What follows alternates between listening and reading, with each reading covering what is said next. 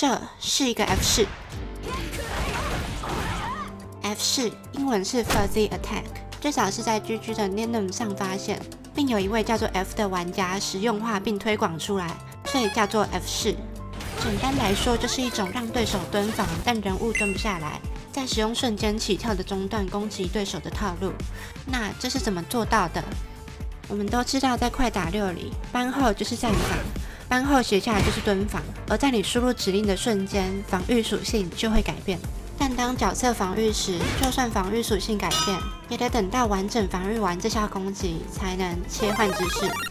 而有些招式，如果一开始就蹲着，是打不到蹲姿的；但如果一开始就站着挡住，就算后面马上蹲下，也还是会被第二段打中。这就是因为连续防御，角色还在防御印子中，站姿被卡住动不了。这也正是前面风水套路所发生的事。肯在看到跳攻击之后站挡，挡住之后搬到后斜下防御接下来的攻击，但因为联防角色蹲不下来，所以原本打不到蹲姿的跳中拳就能打中站着蹲防的腿，这就是 F 式的基本原理。而它防御的唯一方法就是非常单纯的继续站挡。当然，我们也可以直接出下段来对应，就是这边的中下二的。其实有不少角色都能做 F 式，不拿来用就只是单纯的，因为他们多数没办法接。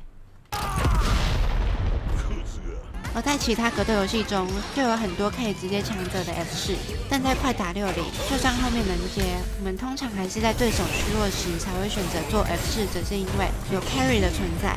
只要安全跳被配到，后面就连防了，挡完也不太能继续压，但虚弱时不能 parry，F 式中下段折的压力才会出来。更不用说 Julie 是用跳中手做 F 式，没虚弱，对面蹲挡就飞上去了。打开帧数表可以发现，安全跳挡住是正11，之后 Julie 花了5分起跳，再到7分跳中手发生，总共是12分，刚好多1分不连防。不过他还是唯一一个对面虚弱能连续做好几次 F 式的角色。以上，这里是 Yumi， 感谢你的收看。所以下次虚弱看到风水 Julie 安全跳过来，可能还是挡不住。